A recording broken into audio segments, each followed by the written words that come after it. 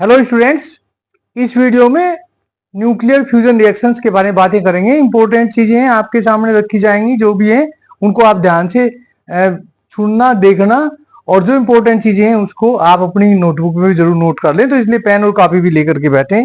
हम इससे related, nuclear fusion से रिलेटेड बहुत सारी बातें इसमें करने वाले हैं। एक इंपॉर्टेंट बात यहाँ पे हम इसलिए पहले आपको बता देना चाहते हैं कि जो आपके एग्जाम में क्वेश्चंस मिलेंगे आपको यूपीएससी सिविल सर्विसेज के, या फिर किसी भी जो है सिविल सर्विसेज स्टेट की जो होती है उसमें, तो उसमें क्या होता है, देखिए बेसिक सी बातें तो आती हैं, लेकिन उन बेसिक सी बातों के साथ बहुत सारी दूसरी चीजें जुड़ी रहती हैं। क्योंकि एक्चुअली वे जानना चाहते हैं कि आप चीजों को थ्रोली देखते हो या फिर सुपरफिशियली देखते हो। तो अगर आप मोटा मोटा देख कर जाएंगे, यानी कि सुपरफिशियली देख कर जाएंगे, तो हो सकता है कि you did not score much better, और फिर जो है कहीं ना कहीं आपको कमी महसूस होगी। तो इसलिए किसी भी टॉपिक को थ्रोली जो है तैयार आप लोग करें। ये हमारी आपको बहुत इंपॉर्टेंट जो है वो सजेशन या एडवाइस कहिए आप इसको। तो इसी तरह से जो भी हम टॉपिक आपको देंगे, आपके सामने रखेंगे, उसको हम थ्रोली कोशिश करेंगे कि जितने भी पार्ट्स उसके अंदर जुड़ सकते हैं एग्जाम पॉइंट ऑफ व्यू की तरफ से, वो सारे पार्ट हम आपको बता दें, ताकि जब भी वो क्वेश्चन आपके सामने एग्जाम में आए तो you can easily handle it and get full score in that question. तो इसलिए जो है कुछ चीजों को हम जो है इसके साथ जोड़ते हुए चलेंगे। तो ये तो बातें होगी हमारे टॉपिक की, जो आपके सामने आज रखना है, न्यूक्लियर फ्यूजन रिएक्टर्स। और मेनली जो है न्यूक्लियर फ्यूजन क्या होता है, व्हाट आर द चैलेंजेस और what are the problems, and then what are the solution for them, how we are performing in this sector. ये सब बातें आपसे हम इससे करेंगे। लेकिन इससे पहले एक हम सूचना आपको जरूर देंगे। देखिए हमारी जितनी भी वीडियोज इस ग्रुप में आएंगी, यानी कि इस चैनल पे आएंगी, वो सारी की सारी बहुत इंपॉर्टेंट वीडियोज हैं। तो हम आपसे ये अनुरोध करते हैं कि आप इनको ध्यान से देखें, साथ साथ अपने जो आपके फ्रेंड्स हैं, जो नीडी स्टूडेंट हैं, उनको भी जरूर फॉरवर्ड करें। और तीसरी इसके अलावा इंपॉर्टेंट बात यह है कि अगर किसी बच्चे को कोई चीज समझ में नहीं आती है, तो इसका कोई हमारी तरफ से कोई फीस नहीं ली जाएगी। जस्ट आप हमें एक व्हाट्सएप कॉल या फिर जो है कमेंट बॉक्स में लिख सकते हैं। हमारा जो नंबर है वो ये है, नोट कर लें, 9953270181। एक और इंपॉर्टेंट बात इसके अलावा ये है कि जो बच्चे 10th ऑनवर्ड, यानी कि 11th 12th और ग्रेजुएशन या पोस्ट ग्रेजुएशन में हैं, और वो चाह रहे हैं कि we should also get civil services officer as our service in future, as our career in future. तो हम ऐसे बच्चों के लिए 10th ऑनवर्ड, 10th भी उसमें इंक्लूड है, सैटरडे और संडे 2 दिन, सैटरडे और संडे 2 दिन जो है ना, हम उनको वीकेंड क्लास दे रहे हैं, शुरू कर दिए हमने। तो ऐसे बच्चे या ऐसे पेरेंट जो चाहते हैं कि हमारे बच्चे आगे चल के सिविल सर्विस ज्वाइन करें, तो 10th से ही जो है हमारे पास 2 दिन के सिलेबस के साथ जरूर जुड़ जाएं। सैटरडे और संडे को हम जो है 3 आवर्स की क्लासें देते हैं इसमें, और उसके साथ साथ बच्चों से एक छोटा छोटा डिस्कशन कराते हैं। हर बच्चे को उसमें बोलना होता है, उसको जो है एक टास्क दिया जाता है एवरी वीक कि भाई आपको ये टॉपिक तैयार कर लाना है, और वो सबके सामने जो है उन चीजों को प्रेजेंट करता है। उससे बच्चों का कॉन्फिडेंस लेवल बढ़ता है, उनकी अंडरस्टैंडिंग जो है वो स्ट्रॉन्ग और डीप हो जाती है, और साथ साथ उनके अंदर फाउंडेशनल और मोटिवेशनल दोनों जो है, जो फोर्सेज हैं उनकी, वो जो है तैयार हो जाती हैं। और मोस्ट प्रोबेबली हम ये एक्सपेक्ट करते हैं, हमारा ये ऑब्जेक्टिव भी होता है एज ए इंस्टीट्यूट, कि वो बच्चे पहले अटेम्प्ट में जो है क्लियर करके और अपनी जो सर्विस है, सिविल सर्विसेज आईएएस वगैरह, उसको ज्वाइन करें। और क्योंकि जल्दी अगर ज्वाइन करेंगे तो फिर लंबी सर्विस रहेगी, और निश्चित रूप से जो कैरियर में जितने मैक्सिमम बेनिफिट हैं वो हो सकते हैं। तो सभी पेरेंट्स इस बात का ध्यान दें। हम दिल्ली में जो है ये चीजें चालू कर रहे हैं, तो दिल्ली के आसपास या दिल्ली में रहने वाले जो पेरेंट्स हैं, वो हमारे से इस बारे में कॉल कर सकते हैं। हम दोनों तरह से, ऑनलाइन और ऑफलाइन दोनों तरह की क्लासों का अरेंजमेंट कर रहे हैं। ये हमारा जो है डायरेक्ट कॉन्टैक्ट नंबर है, आप इसको कॉन्टैक्ट करिए। हम 10th ऑनवर्ड, 10th प्लस बाकी के भी सभी बच्चों को वीकेंड क्लासेस जो है इसमें देंगे, और उन बच्चों को हम सुनिश्चित करेंगे कि 100% आगे चल के किसी कोचिंग में उनको जाने की आवश्यकता ना पड़े। वो जैसे एलिजिबिलिटी एक्वायर कर लेंगे एग्जाम में बैठने की, फट से जो है फॉर्म अप्लाई करना है उनको, और इस तैयारी के साथ साथ जो है फिर आगे सक्सेसफुली जो है they have to face the competition. चलिए, ये तो बातें होगी जो आपको इंपॉर्टेंट मुझे बतानी थी। एक दूसरी बात और है कि हमारे जो चैनल है इसको प्लीज सब्सक्राइब भी जरूर कर लें आप, क्योंकि कोई भी जब वीडियो हम डालेंगे तो आपको एकदम से पता चलेगा। और अपने फ्रेंड्स को भी कहें कि वो भी इस चैनल को ध्यान से देखें भी और साथ साथ सब्सक्राइब भी करें। तो चलिए शुरू करते हैं। स्टूडेंट ध्यान दें, न्यूक्लियर फ्यूजन ये हमने टॉपिक इसलिए लिया है, एक तो न्यूक्लियर फ्यूजन जो रिएक्शन है वो बहुत चैलेंजिंग है। अभी तक जो है बहुत दिनों से लगातार जो है पूरी दुनिया के साइंटिस्ट लगे हुए हैं, लेकिन अभी भी जो है हम सक्सेसफुली उनको कॉमर्शियली यूज करके पावर प्रोड्यूस करना अभी तक हम संभव नहीं कर पाए हैं। और दूसरी इंपॉर्टेंट बात यह है कि पूरी दुनिया के बहुत सारे कंट्रीज ने 35 कंट्रीज एट प्रेजेंट 35 कंट्री जो है वो फ्रांस में लगे हुए हैं और वहां पे एक जो है इसी तरह का फ्यूजन रिएक्टर बनाया जा रहा है जिसका नाम है, आप नोट कर लें, इंटरनेशनल थर्मोन्यूक्लियर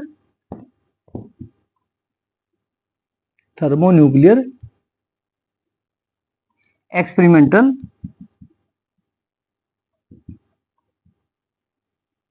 रिएक्टर। ये 500 मेगावाट इलेक्ट्रिसिटी प्रोड्यूस करने के लिए न्यूक्लियर फ्यूजन रिएक्शंस बेस्ड जो है इस तरह का रिएक्टर जो है वो कंस्ट्रक्ट किया जा रहा है फ्रांस के अंदर। और इसकी शॉर्ट फॉर्म जो है हमारी ITER है, ITER के नाम से इसको जो है जानते हैं, इंटरनेशनल थर्मोन्यूक्लियर एक्सपेरिमेंटल रिएक्टर। इसमें 35 कंट्री जो है इन्वॉल्व है, इंक्लूडिंग इंडिया आल्सो, इंडिया भी है, आपका चाइना भी है और बहुत सारे कंट्रीज हैं, यूरोपियन यूनियन के सारे कंट्रीज हैं। सब मिलकर के जो है एक कोलाबोरेटिव अप्रोच के साथ जो है अलग अलग काम डिवाइड करके और इस ITR को कंस्ट्रक्ट कर रहे हैं। और ये पूरी कोशिश है कि विद इन नेक्स्ट 10 ईयर्स या उससे पहले जो है we will achieve success in the production of energy या in the production of electricity from this nuclear fusion reactor. अब फरवरी के जो मंथ था उसमें पेरिस में आर्टिफिशियल इंटेलिजेंस एक्शन समिट जो है वो को होस्ट किया इंडिया और फ्रांस, दो कंट्रीज ने। ध्यान दें स्टूडेंट, ध्यान दें, पेरिस में फरवरी 2025 यानी कि इसी ईयर में आर्टिफिशियल इंटेलिजेंस का एक्शन समिट जो है दैट वाज को hosted by India and France both the countries. And after this both the country head यानी कि mister prime minister of India and also the president of France, they visited this site, international thermonuclear experimental reactor. इस पर हमारे लगभग more than 200 तो scientist भी वहां पे काम कर रहे हैं। हम लगभग 9% इसका पेमेंट भी करते हैं। टोटल जो इसके ऊपर एक्सपेंडिचर आ रहा है उसका 9% स्पेंड हम ही कर रहे हैं। तो इसके जो भी इंटेलेक्चुअल प्रॉपर्टी राइट्स होंगे वो हमारे होंगे। तो दैट्स वाई एक तरीके से बहुत इंपॉर्टेंट हमारा जो है वो न्यूक्लियर रिएक्टर वहां पे तैयार हो रहा है। और इसमें हमारी कई सारी कंपनियां हैं, जैसे TCS है, लार्सन एंड टॉब्रो हो, तो इस तरह की बहुत सारी जो हमारी कंपनियां हैं they are contributing for construction of this reactor. तो ये तो बातें होगी इस रिएक्टर के बारे में। अब हम चलते हैं, सबसे पहले एक बात ये भी देख लेते हैं हम कि फ्रांस में इंडियन प्राइम मिनिस्टर ने और क्या क्या काम किए। देखिए फ्रांस में जब ये आर्टिफिशियल इंटेलिजेंस का एक्शन समिट हो गया उसके बाद में इंडियन प्राइम मिनिस्टर जो है मार्सिली गए। मार्सिली एक जगह है, ये भी फ्रांस में ही है, और वहां पे उन्होंने नए इंडियन कॉन्सुलेट का, किसका, नए इंडियन कॉन्सुलेट का इनॉग्रेशन किया। और साथ साथ वहीं पास में जो है एक वार सीमेंट्री है जहां पे वर्ल्ड वार फर्स्ट के दौरान जो इंडियन फोर्सेस थी उनके बहुत सारे जो सोल्जर्स थे they laid their life in fighting and in their memory this cemetery has been was constructed there and Mr. Prime Minister Mr. Modi also visited and paid his tribute at the war cemetery there। तो ये काम वहां पे जो है करे। और इसके अलावा मैंने आपको बताया कि इंटरनेशनल थर्मोन्यूक्लियर एक्सपेरिमेंटल रिएक्टर भी देखने के लिए गए। पहला ऐसा मतलब मौका था कि दो दो कंट्री के हेड एक साथ जाकर के इस रिएक्टर को विजिट करने के लिए गए। अब हम यहाँ पे पहले ये देख लेते हैं कि न्यूक्लियर फ्यूजन रिएक्शन होती क्या है। न्यूक्लियर फ्यूजन रिएक्शन,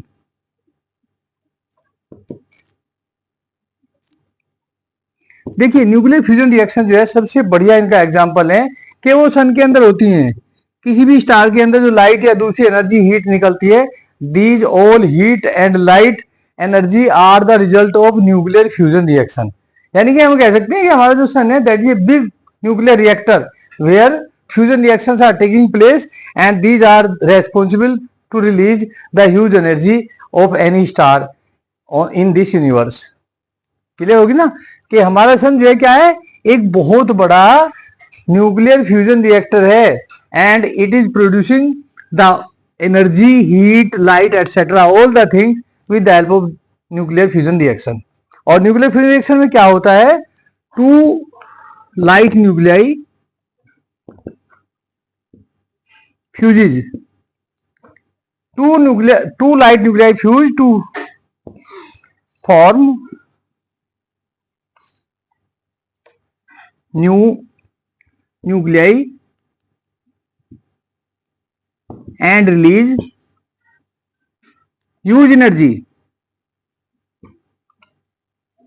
सिंपल सी बात है, आसान सी बात है, इसमें कोई बहुत बड़ी रॉकेट साइंस नहीं है कि लाइट जो न्यूक्लियाई है वो आपस में फ्यूज होती हैं, बड़ा न्यूक्लियाई उनसे दोनों के फ्यूजन से बनता है और इसी दौरान बहुत सारी क्या होती है स्टूडेंट, रिलीज एनर्जी रिलीज होती है। बस इसी प्रोसेस को न्यूक्लियर फ्यूजन कहते हैं। और अगर हम बड़े न्यूक्लियाई को स्प्लिट करते हैं तो वो जो है हमारा न्यूक्लियर फ्यूजन हो जाता है, जो कि जनरली जितने भी हमारे एट प्रेजेंट न्यूक्लियर रिएक्टर्स हैं जहां भी पावर प्रोड्यूस हो रही है उन सब में जो है वो फ्यूजन से हो रही है, न्यूक्लियर फ्यूजन चल रहे हैं, जिसमें क्या होता है bigger nuclei are broken down या bigger nuclei split, bigger nucleus split into smaller nucleus and in this process also huge energy is released. लेकिन हम इस फ्यूजन की बातें यहां नहीं करेंगे, ये this is not our topic for today. हमारा टॉपिक तो फ्यूजन का है जिसमें हमें दो लाइट न्यूक्लियाई को फ्यूज करा के और एक बड़ा न्यूक्लियाई प्रोड्यूस करना है जिससे कि हमारी एनर्जी निकले। एक छोटा सा एग्जांपल मैं देता हूं, डीटी फ्यूजन। डीटी फ्यूजन का मतलब है ड्यूटेरियम ट्रिटियम फ्यूजन। एक्चुअली क्या है स्टूडेंट, ध्यान दो, जो हमारा हाइड्रोजन है ना, हाइड्रोजन, इसके नेचर में तीन आइसोटोप्स होते हैं। एक को बोलते हैं प्रोटियम, दूसरे को कहते हैं ड्यूटेरियम और तीसरा होता है ट्रिटियम। तीनों के तीनों हाइड्रोजन है, और तीनों के तीनों हाइड्रोजन इसलिए हैं क्योंकि इन सब के अंदर जो है इनके जो न्यूक्लियस हैं एटम्स के, उन सब के एटम्स के न्यूक्लियस में सिंगल प्रोटॉन होता है। तो कोई भी एलिमेंट हो, दैट एलिमेंट नेम और that element identity is determined by the presence of the number of proton inside the nucleus of its atom. किसी भी एलिमेंट की जो आइडेंटिटी होती है वो उसके न्यूक्लियस में जो टोटल प्रोटॉन संख्या होती है उसके बेस पे होती है। अब क्योंकि तीन तरह के हालांकि अलग अलग एटम हैं, एक एटम प्रोटियम है, दूसरा ड्यूटेरियम है, तीसरा ट्रिटियम है, लेकिन तीनों के अंदर क्योंकि एक एक प्रोटॉन है तो इसलिए तीनों ये एक ही एलिमेंट के अलग अलग टाइप ऑफ एटम्स हैं।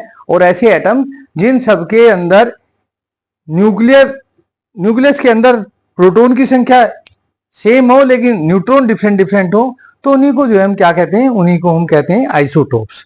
तो इन सबके अंदर प्रोटॉन की संख्या एक एक है और लेकिन न्यूट्रॉन की संख्या जो है वो डिफरेंट डिफरेंट है। इसके अंदर कोई न्यूट्रॉन नहीं होता, इसके अंदर एक न्यूट्रॉन होता है, इसके अंदर दो न्यूट्रॉन होते हैं। इसके अंदर का मतलब इनके न्यूक्लियस के अंदर, यानी कि इनको मैं ऐसे भी लिख सकता हूं 1H1 1H2 1H3।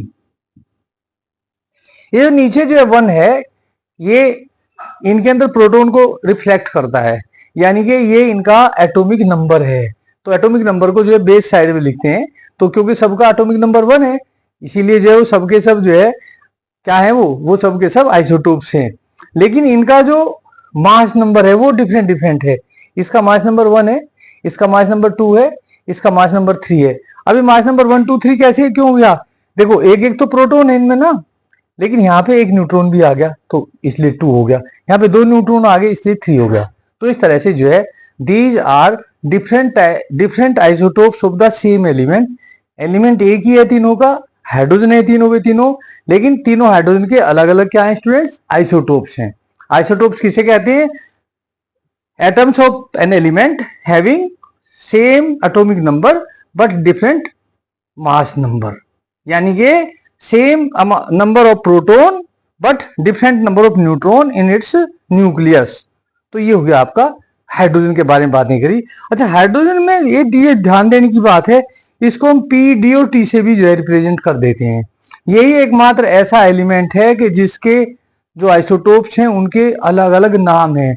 अदरवाइज तो आइसोटोप्स के नाम अलग अलग नहीं होते, सब किसी का, जैसे मान लो क्लोरीन है, उसका जो सिंबल है वो Cl है, तो Cl के जितने भी हमारे पास आइसोटोप्स होंगे वो सारे सारे Cl से रिप्रेजेंट किए जाएंगे, उनके अलग अलग नाम नहीं होंगे। ये केवल ऐसा हाइड्रोजन के लिए है।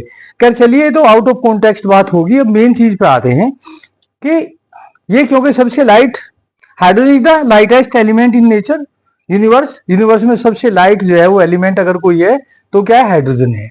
और इसका सबसे लाइट जो आपका आइसोटोप है वो प्रोटियम है, क्योंकि इसके अंदर केवल एक प्रोटॉन ही होता है, इसके अंदर कोई न्यूट्रॉन नहीं होता।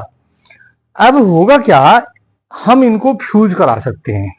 अब देखिए, एक फ्यूजन जो है, हम यहाँ पे एक फ्यूजन की बात करेंगे और उस फ्यूजन की बात करेंगे डी और टी की, जो कि कोशिश करें हमारे साइंटिस्ट। और ये जो हमारा international thermo nuclear experimental reactor है, इसमें भी जो है डी और टी के फ्यूजन को कराने की कोशिश कर रहे हैं। D stand for deuterium and T stand for tritium.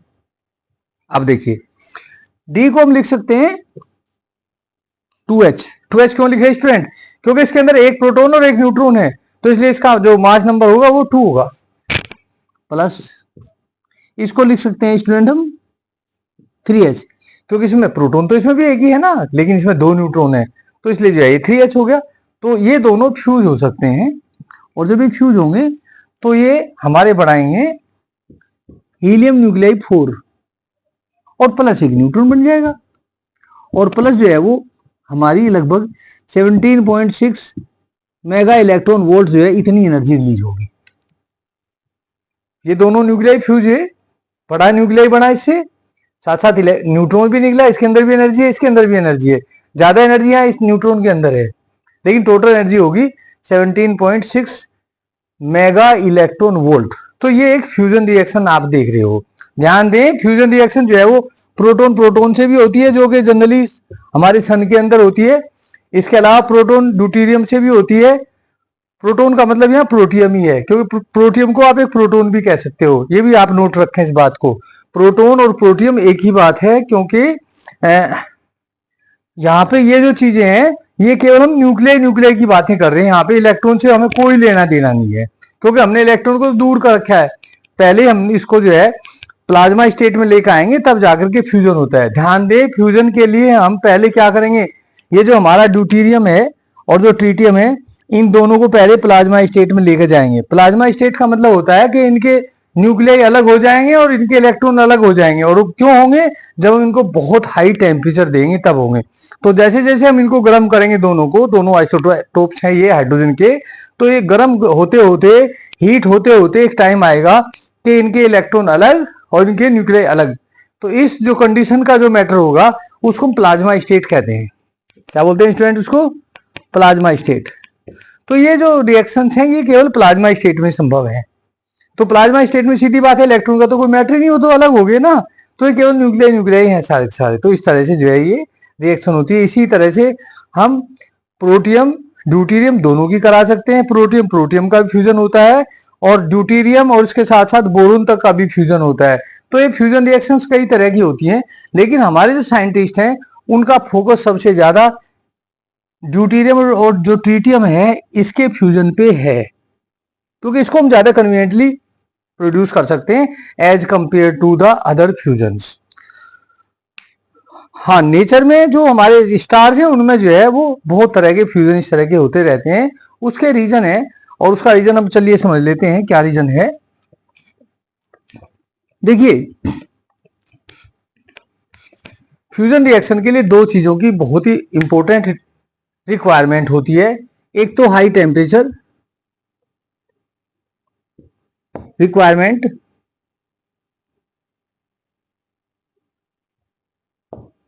किसके लिए? For fusion. ये मस्ट है, हाई टेम्परेचर तो मस्ट है। और मैं आपको बताऊं कि जो हमारा सन है उसके अंदर उसकी जो कोर है, सन की कोर जो है, यहां लिख देता हूं, सन कोर, उसका टेम्परेचर जो है अराउंड 5 मिलियन डिग्री सेल्सियस के आसपास होता है। तो वहां बहुत हाई टेम्परेचर है, तो इजीली बात है कि वहां पे जो है रिक्वायरमेंट पहला हमारा फुलफिल हो जाता है। लेकिन अगर यही हम जो है रिएक्शन अगर हम अर्थ के ऊपर करानी चाहें, जहां पे के जो ग्रेविटेशनल फोर्स है वो बहुत ही ज्यादा कम है एज कंपेयर टू द सन, और प्रेशर भी बहुत ज्यादा कम है, तो यहाँ कम से कम हमें जो है 100 टू लगाकर 150 मिलियन डिग्री सेल्सियस टेम्परेचर की रिक्वायरमेंट होती है। We cannot produce fusion reactions at 15 million degree Celsius that is existing inside the core of the sun, because the gravitational force of sun is much greater than the earth, and also the pressure is there much more as compared to the earth. That's why we have to increase the temperature to several 100 degrees more, यानी कि 100 million to 150 million degree Celsius temperature आपको चाहिए, तभी आप जो है D और T का फ्यूजन करा सकते हो। पहली इंपॉर्टेंट बात तो है। दूसरी इंपॉर्टेंट बात क्या है? दूसरा इंपॉर्टेंट जो फैक्टर है वो है आपका pressure. We require extreme pressure for fusion reactions, और एक्सट्रीम प्रेशर इसलिए रिक्वायरमेंट है क्योंकि स्टूडेंट देखिए, जो हमारे न्यूक्लियाई होते हैं, न्यूक्लियाई में क्या है? न्यूक्लियाई में पॉजिटिव यानी कि प्रोटॉन है, दोनों के अंदर एक एक प्रोटॉन है, यानी कि सेम चार्जेस न्यूक्लियाई में होते हैं। न्यूक्लियाई जो है वो पॉजिटिव चार्ज होता है। तो जब ये न्यूक्लियाई दोनों पास पास में आएंगे तो इनके बीच में क्या होगा? रिपल्सन होगा या अट्रैक्शन होगा? हमेशा रिपल्सन होगा। Same charges always repel each other, जिसको कहते हैं इलेक्ट्रोस्टैटिक रिपल्सन।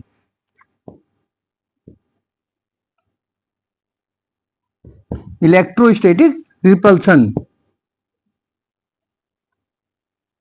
और ये बहुत ज्यादा स्ट्रोंग होता है।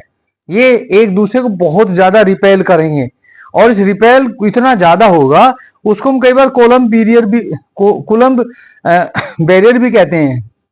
COULAMB, coulomb barrier, BARRIER। जब तक ये कोलम्ब बैरियर जो है वो आपका काउंटर नहीं हो जाएगा तब तक आप न्यूक्लियाई को फ्यूज नहीं करा सकते। इसके लिए एक्सट्रीमली हाई प्रेशर की रिक्वायरमेंट होती है। तो दो चीजें होगी, एक तरफ तो हाई टेम्परेचर हो गया, हमारे सन में तो 15 मिलियन डिग्री सेल्सियस कोर में है उसकी, और बाकी we have to produce in our reactor 100 to 150 million degree Celsius for the same type of reaction that are occurring in our sun. The reason is the environment is different on the two on both these two locations. और ये जो दो requirements हैं fusion reaction के लिए कि extremely high temperature और pressure, these are because of to remove the electrostatic repulsion. और जितना हाई टेम्परेचर करेंगे ना उतने जो है वो आपस में भगेंगे, यानी कि उनके अंदर काइनेटिक एनर्जी वो ज्यादा लगातार बढ़ती जाएगी। काइनेटिक एनर्जी ज्यादा बढ़ेगी तो कोलाइड करेंगे, और अगर प्रेशर भी साथ साथ है तो निश्चित रूप से जो है they are most likely to get fused with each other, and during this fusion energy is released, and that energy will become indefinite source of energy for the humankind on this earth. And this is the reason why the scientists are busy to make it possible that nuclear fusion occur in our nuclear reactors, and we are able to produce electricity by this method on the earth. Clear students? अब देखिए, हम जो reactors बनाते हैं nuclear reactor, उसमें ये चीजें कैसे हम प्रोड्यूस करेंगे। आपने देखा ना, एक बहुत हाई टेम्परेचर और उसके साथ साथ जो है प्रेशर भी। अब देखिए, प्लाज्मा जो है हमारा, ड्यूटेरियम और ट्रिटियम से हम जो है जब गर्म करेंगे तो प्लाज्मा बन जाएगा। Plasma means the electrons will become separate from the nuclei of the atoms. अभी प्लाज्मा इतना ज्यादा हॉट हो जाएगा कि आप इसे कहां रखोगे। अब मान लीजिए आपके पास रिएक्टर है, ये रिएक्टर आपके पास है, आपने ये प्लाज्मा जो है वो उसको हॉट करना शुरू कर दिया, तो होगा क्या? ये रिएक्टर की जितनी भी इसकी वाल्स हैं वो सारी मेल्ट हो जाएंगी, आपका जो है ये प्लाज्मा जितना भी है इधर उधर चला जाएगा, एक जगह कन्फाइन नहीं होगा। तो एक तो बहुत बड़ी समस्या इसके कन्फाइनमेंट की है।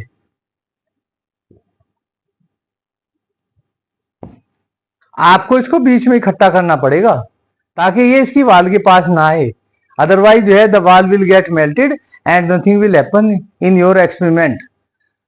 हाँ, एक बात जरूर है कि कुछ इस तरह के मटेरियल क्या हमारे पास हैं कि जिनका बहुत ज्यादा मेल्टिंग पॉइंट होता हो और वो इतना 100 मिलियन डिग्री सेल्सियस टेम्परेचर तक जो है उसको फेस कर जाए? तो 100 मिलियन डिग्री सेल्सियस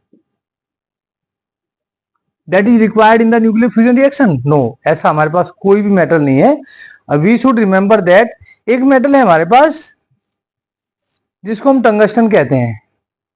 टंगस्टन का दूसरा नाम है वोल्फ्रेम, इसलिए इसको W से हम रिप्रेजेंट करते हैं।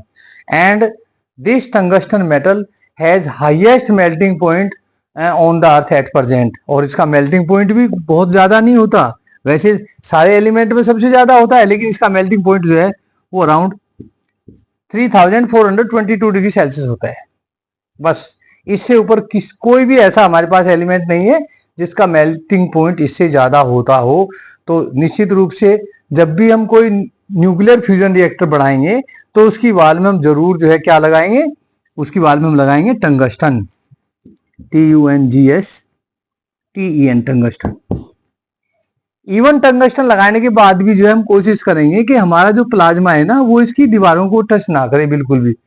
हम इस प्लाज्मा को बीच में जो है एक जगह कन्फाइन करेंगे, और कन्फाइन करने के लिए हम क्या करेंगे, हम मैग्नेटिक कन्फाइनमेंट करेंगे। मैग्नेटिक कन्फाइनमेंट यानी कि बहुत जबरदस्त बड़ी स्ट्रॉन्ग जो है चारों तरफ मैग्नेटिक क्रिएट करेंगे, और मैग्नेट जो है वो एक खासकर रिंग शेप में आती है, और उस रिंग शेप मैग्नेटिक जो अरेंजमेंट होता है उसको हम टोकामैक कहते हैं। क्या बोलते हैं? Tokamak. Tokamak is the arrangement of strong magnets in the form of ring shaped structure that is called tokamak। ring shaped structure, toroid shape भी इसको बोलते हैं, रिंग की तरह की गोल गोल वलयाकार जिसको हिंदी में बोलते हैं। तो इस तरह की जो है वो अरेंजमेंट हम इसके चारों तरफ मैग्नेट्स का करेंगे, बहुत स्ट्रॉन्ग मैग्नेट्स लेंगे हम, और उन स्ट्रॉन्ग मैग्नेट्स से हम प्लाज्मा को कन्फाइन करेंगे। प्लाज्मा हम सबसे पहले हमने क्या किया, ड्यूटेरियम ट्रिटियम इसके अंदर भर लिया और उसको जो है हीट करना शुरू किया। सबसे पहले माइक्रोवेव, उसके बाद में न्यूट्रॉन बीम, लेजर्स, बहुत सारी चीज टेक्नोलॉजी से हम इस प्लाज्मा को पहले प्लाज्मा तैयार कर देंगे, उसके बाद में हीट कर देंगे, more than 100 million degree Celsius तक हीट करेंगे इसको, और साथ साथ हमारे जो मैग्नेट है वो इसको बीच में कन्फाइन करके रखेंगे। हालांकि it is one of the most challenging job to confine the plasma in a particular region for the fusion reactions to occur, but anyhow इस तरह की स्ट्रक्चर से हम अब काम कर रहे हैं। इस तरह की स्ट्रक्चर में इस टोकामैक से, टोकामैक फॉर्म में हमारी मैग्नेट अरेंज होती है, एक रिंग शेप्ड अरेंजमेंट होता है मैग्नेट का, और ये इतनी स्ट्रॉन्ग मैग्नेट होती है कि प्लाज्मा को अंदर एक जगह इकट्ठा कर देती है बिल्कुल। वो प्लाज्मा फिर जो हमारा जो रिएक्टर है इसकी वाल्स को भी खराब नहीं कर रहा, इसकी वाल्स के पास तक भी नहीं पहुंच पाता हो। तो ये हमारा अरेंजमेंट है, ये हमारी थ्योरी है regarding the production of nuclear fusion energy by tokamaks at present, and this experiment is being done at our international thermonuclear experimental reactor, international thermonuclear experimental reactor that is located in France, and it has contributions of about 35 countries of the world including India। तो ये हो गया हमारा। अब इसमें हम जो है थोड़ा सा आउट ऑफ कॉन्टेक्स्ट बात कर लेते हैं टंगस्टन के बारे में, लेकिन टंगस्टन से पहले मैं क्योंकि इसी चीज को पूरा कर दूं तो ज्यादा बेटर रहेगा, टंगस्टन की बाद में बात करेंगे। अब देखिए फ्रांस में तो इंटरनेशनल लेवल पे तो काम चल ही रहा है, लेकिन is the same thing is also being happen in our country. क्या हम अपने कंट्री में भी इस तरह के फ्यूजन रिएक्टर बनाने की कोशिश कर रहे हैं? Not only in our country, there are many startup throughout the world, they are doing work on the development of the nuclear fusion reactors so that the electricity can easily be produced by the nuclear fusion reaction। क्योंकि nuclear fusion जो reaction हैं student ध्यान दें,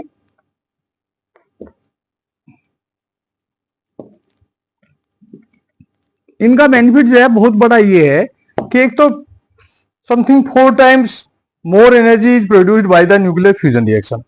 एक तो ये fusion के मुकाबले ज्यादा एनर्जी देते हैं, और दूसरी इंपॉर्टेंट बात क्या है, लगभग नियरली ऑलमोस्ट नील वेस्ट, जो न्यूक्लियर वेस्ट है, जब हमारी फिजन रिएक्शन चल रही थी, जो पहले हमारे रिएक्टर जो चल रहे हैं आजकल के, उनमें बहुत सारा डेंजरस लेवल का न्यूक्लियर वेस्ट प्रोड्यूस होता है। लेकिन न्यूक्लियर फ्यूजन रिएक्शन जब हम कराएंगे, इसमें ऑलमोस्ट वेरी लिटिल या नील जो है ना, वो न्यूक्लियर वेस्ट प्रोड्यूस होगा। तो that's why it is also not dangerous. तीसरी इंपॉर्टेंट चीज क्या है न्यूक्लियर फ्यूजन की?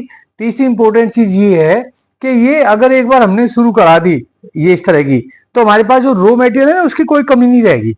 रॉ मटेरियल क्या चाहिए इसके लिए?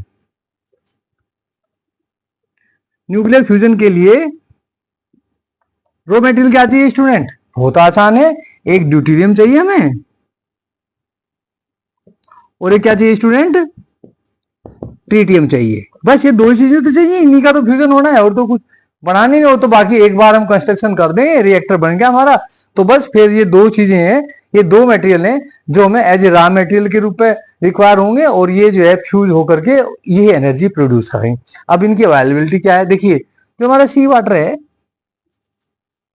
उसमें huge amount of deuterium present है। हालांकि एज ए होल वाटर का अगर देखें हम, लेस देन 0.1% है उसके अंदर, वाटर के अंदर जो ज्यादातर वाटर जो है H2 होता है, लेकिन फिर भी कुछ जो है उसमें ड्यूटेरियम भी होता है, D2O भी होता है, जिसको हम हैवी वाटर कहते हैं। ये है, ये डी जो है दैट स्टैंड फॉर ड्यूटेरियम, ये हैवी वाटर है। और इंडिया इज ए लीडर, या मैं कहूं India is a world leader in the production of D2O। Heavy water को प्रोड्यूस करने के लिए हमारा कंट्री जो है दुनिया में एक लीडर के रूप में है। इवन हम एक्सपोर्ट भी करते हैं हैवी वाटर को। तो ड्यूटेरियम के लिए तो हमारे लिए कोई समस्या नहीं होगी, सी वाटर से खूब हम जो है निकाल लेंगे। अब आता है ट्रीटियम की। ट्रीटियम को हम, एक तो जो हमारे न्यूक्लियर रिएक्टर्स हैं, प्रेशराइज हैवी वाटर रिएक्टर्स, उनमें ड्यूटेरियम जो हमारा हैवी वाटर होता है उससे कुछ अमाउंट में हमारी ट्रीटियम भी फॉर्म हो जाता है, because it absorb the neutrons, और न्यूट्रॉन एब्जॉर्ब करके जो है D2 जो है वो हमारा ट्रीटियम में कन्वर्ट हो जाता है। दूसरा इंपॉर्टेंट जो चीज है वो ये है स्टूडेंट, आपने देखा होगा लिथियम के बारे में, आपने सुना होगा लिथियम के हमारे पास ज्यादातर दो आइसोटोप्स होते हैं, लिथियम 6 और लिथियम 7। हम लिथियम 7 की बात नहीं करेंगे, हम केवल लिथियम 6 की बातें करेंगे। लिथियम 6 से भी हम बहुत सारा ट्रीटियम प्रोड्यूस कर सकते हैं। लिथियम 6 के ऊपर हम क्या डालते हैं? न्यूट्रॉन डालते हैं, और जैसे ही न्यूट्रॉन इसके ऊपर हम बम्बार्ड करते हैं तो ये कन्वर्ट हो जाता है स्टूडेंट्स हमारा हीलियम प्लस ट्रीटियम, और बाकी जो है जो भी डिकेइंग पार्टिकल्स है वो निकल जाते हैं। तो इस तरीके से हम, ये जो हमारा ट्रीटियम है H3 होता है ट्रीटियम, ये ट्रीटियम हम किसे प्रोड्यूस कर सकते हैं? From lithium. लिथियम के ऊपर जैसे ही न्यूट्रॉन बम्बार्ड करते हैं तो न्यूट्रॉन जो है इसके न्यूक्लियस में एंटर हो जाता है, लिथियम एक तरीका एक्टिवेटेड लिथियम 7 हो जाता है, और फिर ये ब्रेक हो जाता है हीलियम 4 और ट्रीटियम में। हीलियम जो है वो एक नोबल गैस है, और ये हमारा ट्रीटियम हो गया। तो इस तरह से ट्रीटियम को प्रोड्यूस करना भी हमारे लिए कोई कठिन काम नहीं है। It is very easy, even though technically difficult, but not so much difficult. तो इस तरीके से हमारे पास ड्यूटेरियम और ट्रीटियम जो है इतने ज्यादा हैं, इतने ज्यादा हैं कि ये कभी एंड होने वाले नहीं है, यानी कि दे आर इनएग्जॉस्टेबल। तो इसलिए कहने का मतलब है रॉ मटेरियल की कोई कमी यहाँ पे नहीं है। Raw material is available in enough amount regarding the nuclear fusion reaction if we start nuclear fusion in case of deuterium and tritium. Deuterium that can come from heavy water, and tritium we can breed tritium from lithium 6। lithium 6 जो कि lithium का एक isotope है, उससे हम उसके ऊपर fast neutron का जो है बम्बार्डमेंट करके और ट्रीटियम को ब्रीड कर सकते हैं, यानी कि ट्रीटियम को प्रोड्यूस कर सकते हैं। तो ये हो गया रॉ मटेरियल कहाँ से मिलेगा हमें न्यूक्लियर फ्यूजन रिएक्शन के लिए। जो हमारा न्यूक्लियर फ्यूजन रिएक्शन है, हमने पहले पढ़ा क्या क्या इसके लिए रिक्वायरमेंट्स है, कैसे कैसे जो है प्रोड्यूस होती है, और उसके बाद में रॉ मटेरियल इसका क्या है, ड्यूटेरियम और ट्रीटियम है, इनकी हमारे अंदर हमारे पास कोई कमी नहीं है। अब चलते हैं इंडिया। इंडिया का मैटर क्या है? देखिए इंडिया के अंदर जो है क्या है बच्चों, एक इंस्टीट्यूट है, इंस्टीट्यूट फॉर प्लाज्मा, और ये इंस्टीट्यूट जो है आपकी है गांधीनगर के अंदर। गांधीनगर कहाँ है स्टूडेंट? ये गुजरात में है। तो गांधीनगर में इंस्टीट्यूट फॉर प्लाज्मा है। ये इंस्टीट्यूट जो है मेनली न्यूक्लियर फ्यूजन के ऊपर काम कर रही है, इंडिया की इंस्टीट्यूट फॉर प्लाज्मा, बल्कि इसमें रिसर्च और लिखे इसके आगे, institute for plasma research that is located in Gandhinagar is responsible for the development of nuclear fusion reactor in India. यानी कि आईटीआर में तो हमारा साझा है ही है कंट्री का, लेकिन still we are also trying very hard for the construction of nuclear fusion reactors. और न्यूक्लियर फ्यूजन रिएक्टर्स में भी हम क्या कंस्ट्रक्ट कर रहे हैं, टोकामेक। टोकामेक क्या है, इस तरह का जो है वो आपका मैग्नेट का ऑर्गेनाइजेशन है, मैग्नेट का अरेंजमेंट है, जिससे कि हम जो प्लाज्मा है उसको क्या कर सकते हैं, कन्फाइन कर सकते हैं। जितना हम ज्यादा प्लाज्मा को प्रेशराइज करके कन्फाइन करेंगे उतने ही चांसेस हैं कि जो न्यूक्लियाई हैं ड्यूटीरियम के और ट्रीटियम के वो फ्यूज होंगे और उससे जो है एनर्जी रिलीज होगी, जिसको हम कहते हैं न्यूक्लियर फ्यूजन रिएक्शन। तो टोकामेक जो है वो तैयार कर रहे हैं ये। और एक तो इन्होंने आदित्य यू के नाम से जो है एक टोकामेक बनाई, उसके बाद में SST-1, ये दोनों की दोनों हमारी काम कर रही हैं। और अब जो है 2030 तक SST-2 जो है बनाने का इनका विचार है, मतलब ये प्लानिंग है कि हम जो है SST-2 और भी बेटर टोकामेक बना लेंगे, ताकि हम न्यूक्लियर फ्यूजन रिएक्शन का जो एरिया है उसमें ज्यादा से ज्यादा अपने कंट्री को आगे ले जाएं, लीड करें, और साथ साथ जो है दुनिया को भी दिखाएं किस तरह से फ्यूजन रिएक्शन करा के हम जो है नए रिएक्टर बना सकते हैं। तो ये हो गया हमारा न्यूक्लियर फ्यूजन के ऊपर। अब न्यूक्लियर फ्यूजन के साथ साथ एक और इम्पोर्टेंट चीज जो रह जाती है यहाँ पे, वो ये रह जाती है कि ये जो अभी हमने बात करी थी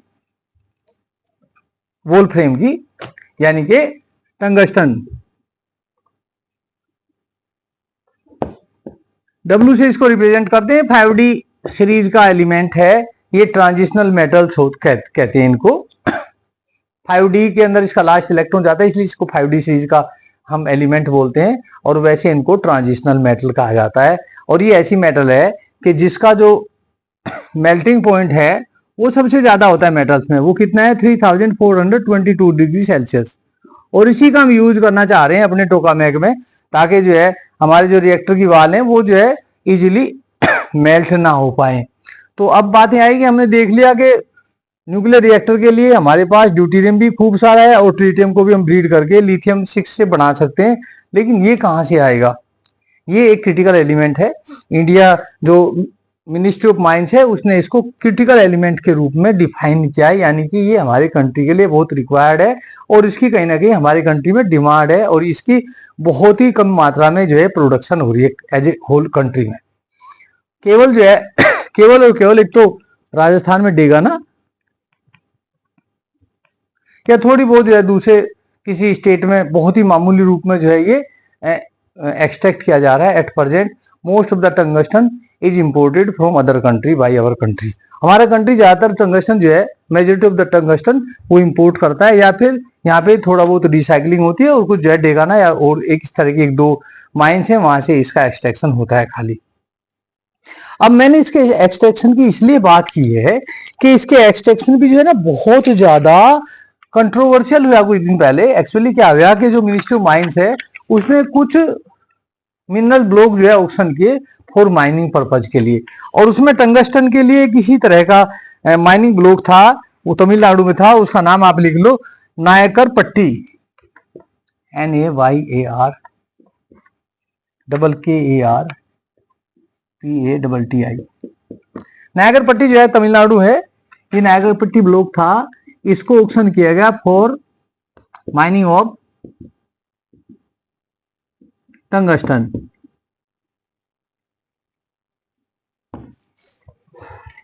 क्या ये नायकर पट्टी। अब ये जो है डिस्ट्रिक्ट मदुराई में पड़ता है तमिलनाडु पे। और हुआ क्या है यहाँ पे कि इस ब्लॉक की जैसे ऑक्शन हो रही थी तो वहां के लोगों ने प्रोटेस्ट करना शुरू कर दिया, और इसकी जो है जो माइनिंग प्रोसेस है उसको गवर्नमेंट ऑफ इंडिया ने वापस लेना पड़ा। तो ये ऐसा क्यों करा और क्या रीजन रहा?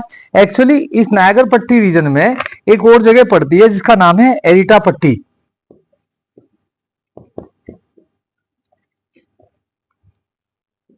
क्या नाम है? एरिटा पट्टी। तो एरिटा पट्टी जो है वो तमिलनाडु की सबसे पहले बायोडायवर्सिटी हेरिटेज साइट है।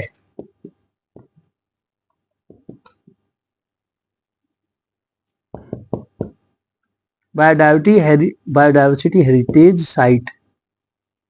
The first biodiversity heritage site in Tamil Nadu is एटापट्टी।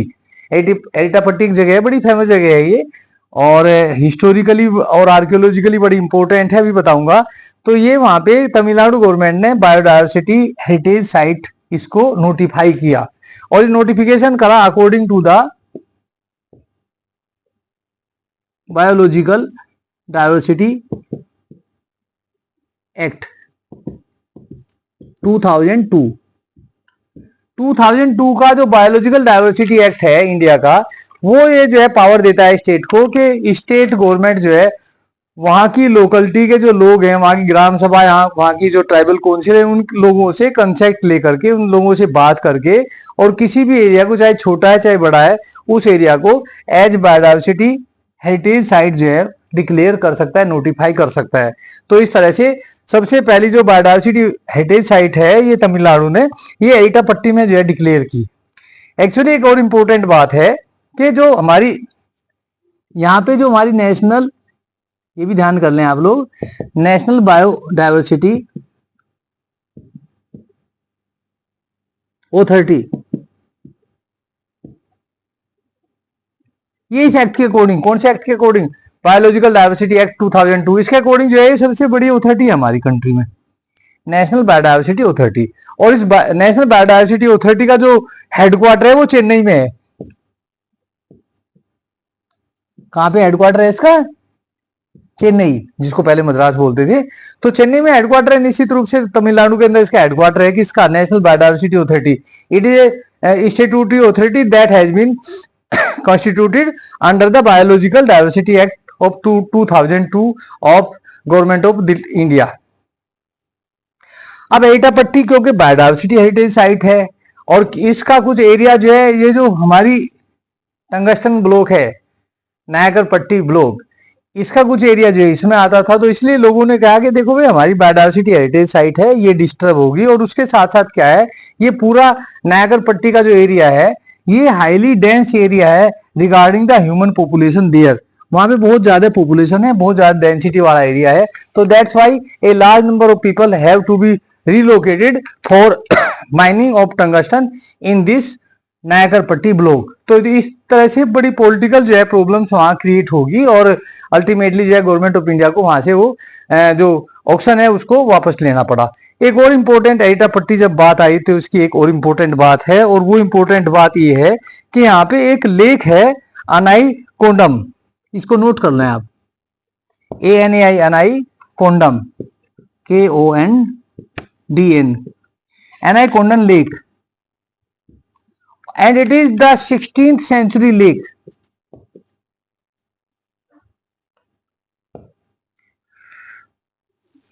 By Pandyan king, ये जो है हमारी जो पांड्यन एम्पायर था उस वहां का, PANDYAN,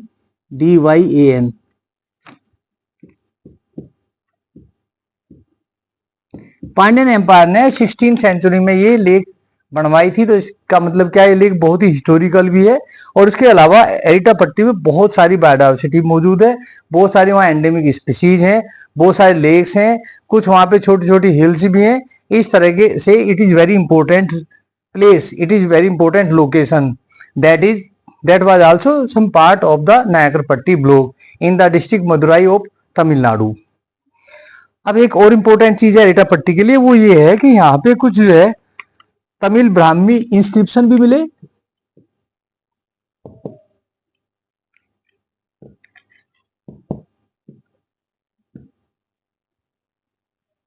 तमिल ब्राह्मी इंस्क्रिप्शन भी मिले, और साथ साथ जो है जो जैन हमारे रिलीजन है उसकी भी कुछ जो है साइट्स यहाँ पे, जैन रॉक फॉर्मेशंस भी थे या हैं, कहो आप, जैन रॉक्स फॉर्मेशन,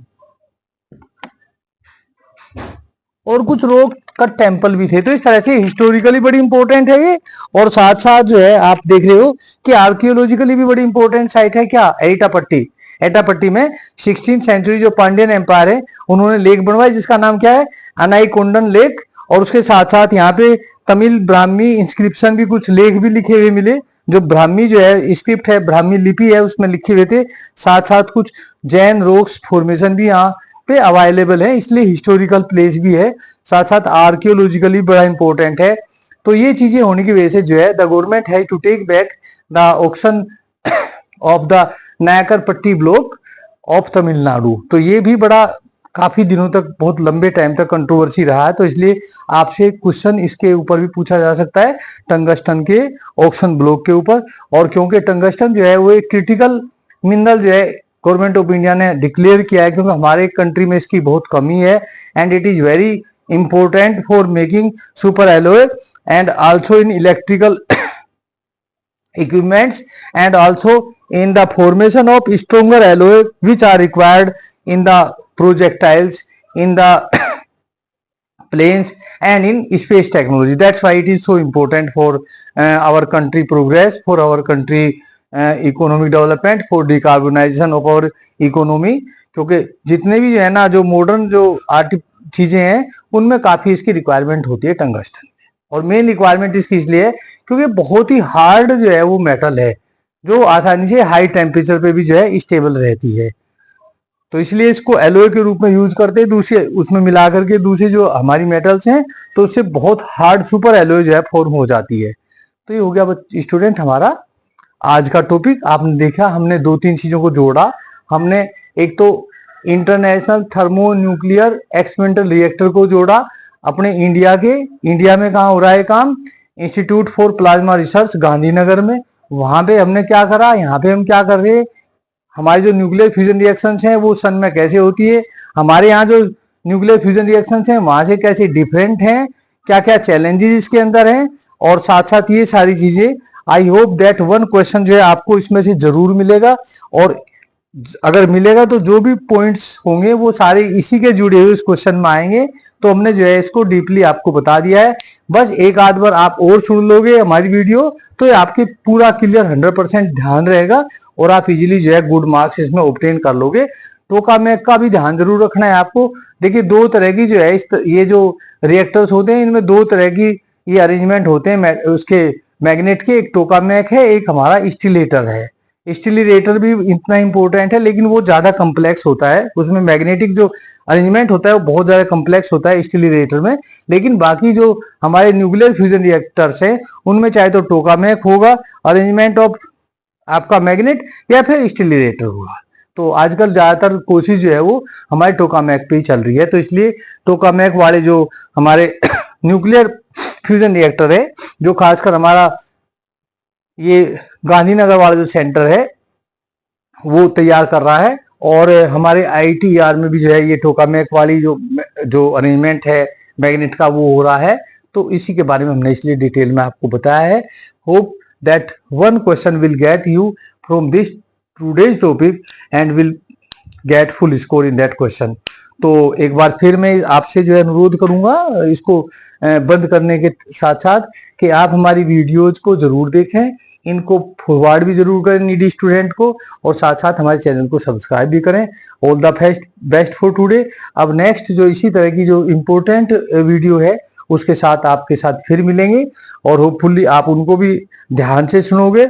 और साथ साथ जैसा कि हमने पहले भी बताया था वीडियोज में कि हम बहुत इंपॉर्टेंट जो टॉपिक्स हैं उनको कलेक्ट करके अब अपनी वीडियोज में आपके लिए देंगे, ताकि जो आने वाला एग्जाम है आपका प्री, उसमें आप अच्छे से अच्छे मार्क्स स्कोर करके और जो है फिर मेन की तैयारी एकदम से शुरू कर दें। Thank you, all the best for you.